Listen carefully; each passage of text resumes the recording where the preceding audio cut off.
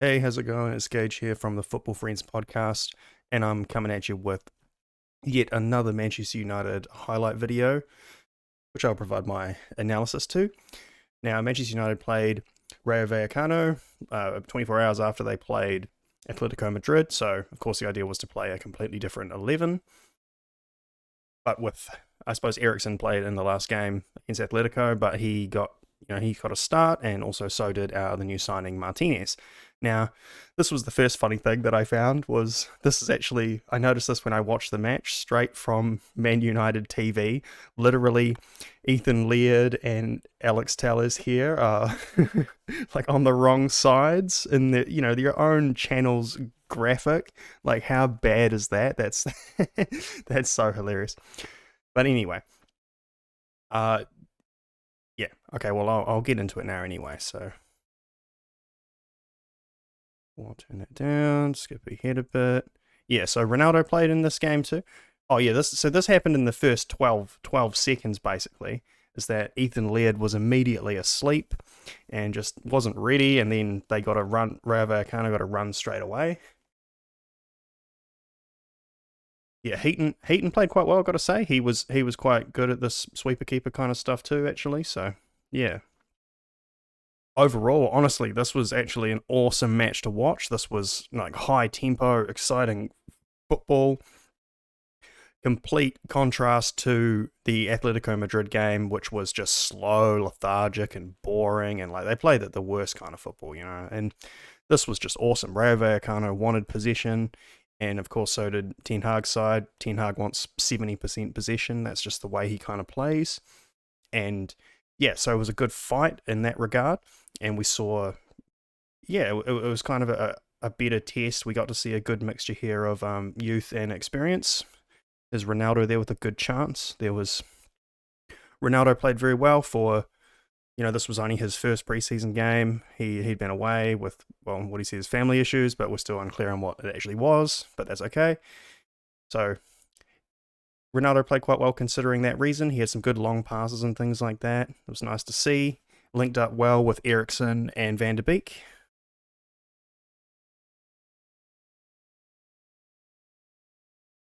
Yeah, so it was just nice to see some of these youth players. I think that we had a lot of trouble down that right side where Ethan Laird and Tahith Chong were playing.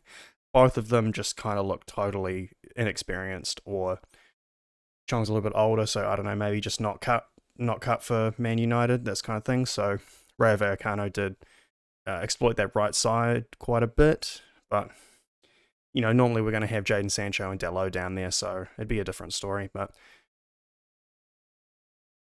yeah, youth and experience is good. It was just nice to see. I don't know. These guys seem to have adapted to Ten Hag's system really well. Maybe with the first team, they have to do a lot more to train out the bad habits from previous managers and things like that. So these guys seem to learn a lot quicker. What I did really like was Ronaldo, Eriksen, Van der Beek. They're all playing this sort of one touch football. Like, I mean, they're not even taking a touch. They're passing first time. There's excellent block there from Martinez. And yeah, that's the kind of football I want to see. High tempo, quick passing.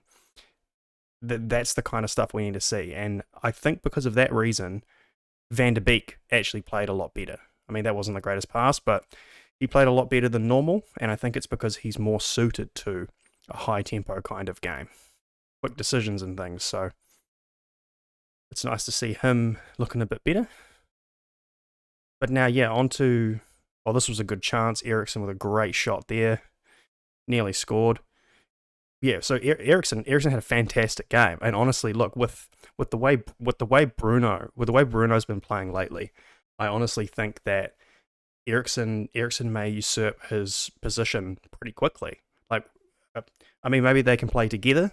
It seems as though in this setup, well, they've been playing like one holding midfielder and then two kind of box to box midfielders.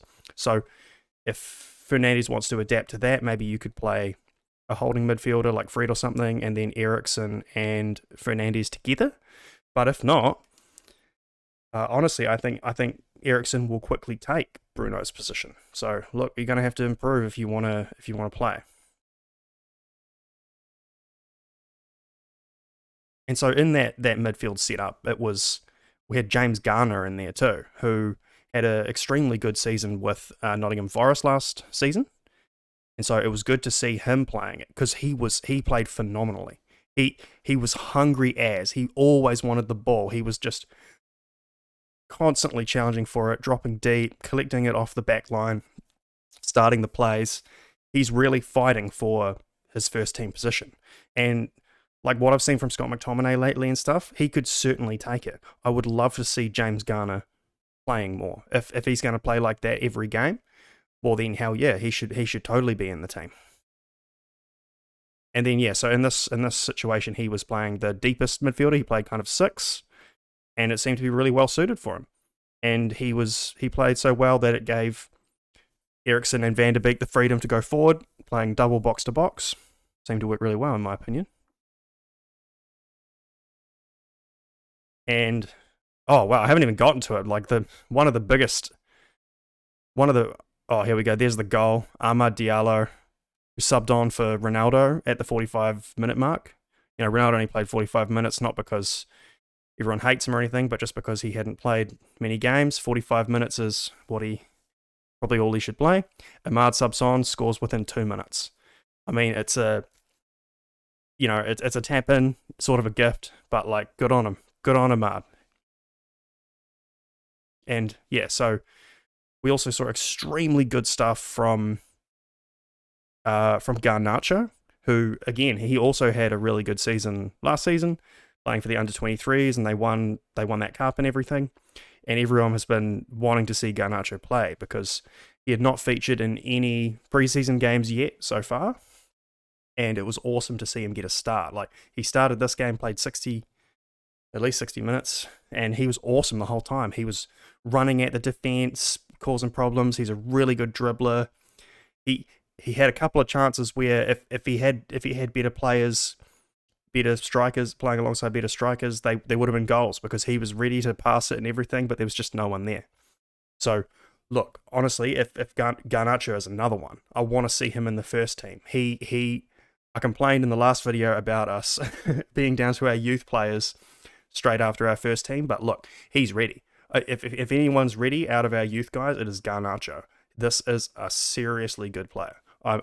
We need to see more of him. And then the other one was, Lissandro Martinez had his debut for the club. There was Rayo's goal.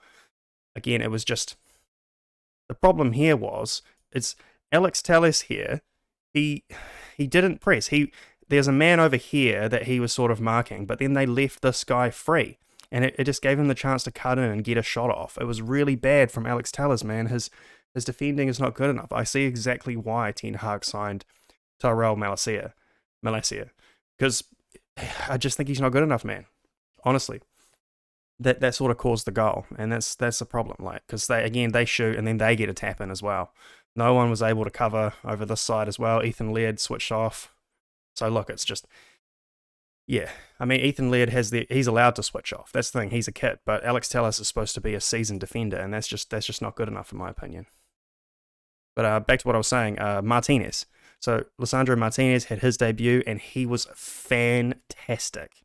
And I mean, we paid 55 mil or something for him, which seems like a lot, but look, man, he controlled this game so well. He was always first to the ball, cutting out passes, cutting out their plays and everything, defending great.